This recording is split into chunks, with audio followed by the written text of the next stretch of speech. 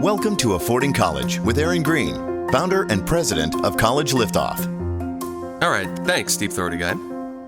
Okay, so the topic today.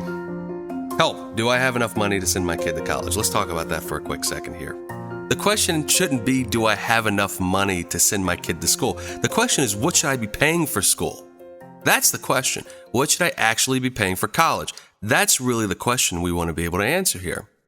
We've got to change our attitude on this. In fact, we've got to change our whole mindset. College is not the same across the board for every single cost structure. Every single time somebody walks up to you and says, you need to spend $50,000 a year on this, that doesn't compute if you're going to school for English Lit or Greek mythology.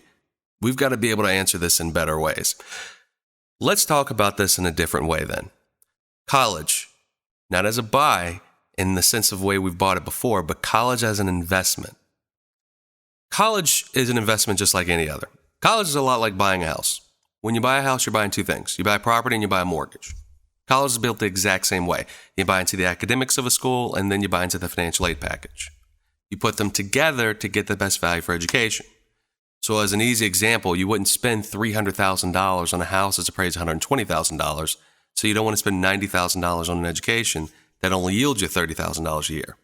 That doesn't make any sense. We've been thinking about this all wrong for all of these years, and that's led us to the current cost structure and the sticker price problem which we have. College will cost you between $20,000 to $60,000 a year on sticker. That's absolutely insane. There is $1.4 trillion in student loan debt, second only to mortgage debt in this country. Think about that for a second. When else would you buy something of that magnitude at that cost structure and not ask yourself why? Why in the world am I doing this? College is a consumer purchase. It's an asset, actually. The first asset your student is really going to buy in their life. So let's think about college in a little bit of a different way. In fact, let's replace the word college with tool. A tool is used to construct, to build things. In the end, that's what we're doing. What we'll be doing is actually starting and building a direction for your kid's professional life with the tool known as college. That's what we're using college for.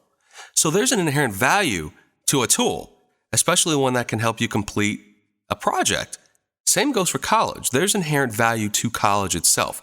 That's not to say it should be absolutely free by any measure, because it's something that we can measure and get value from.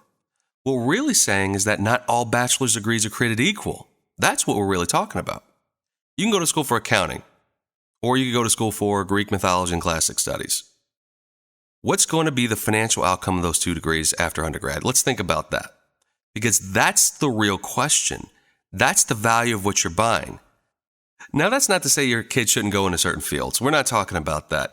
That's not saying even your college-bound student should really sacrifice their interests for a particular career path. Because the truth is, we never want them to chase money. You want to do something you know you love. You want to do something you know you're going to go into and enjoy.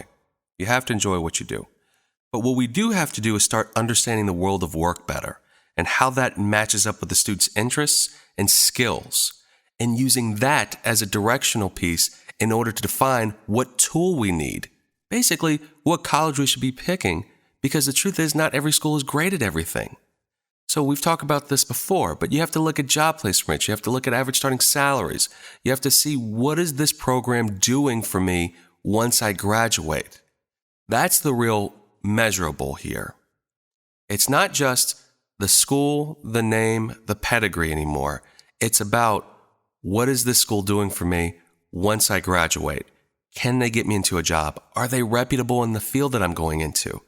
That's how we want to establish value, because then we can start actually seeing how much we should be buying college based off of that number, off of what should I expect upon graduation versus what the sticker price just really is on the door. So the original question is, do I have enough saved for my kid to go to college? Let's change that and ask, how much should I actually be paying for my kid to go to college?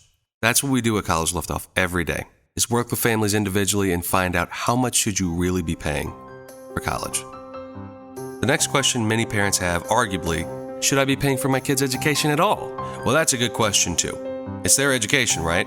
Well, check back in to part 2 of this one, and we'll talk about that. College Liftoff can help empower you to make college affordable for your student.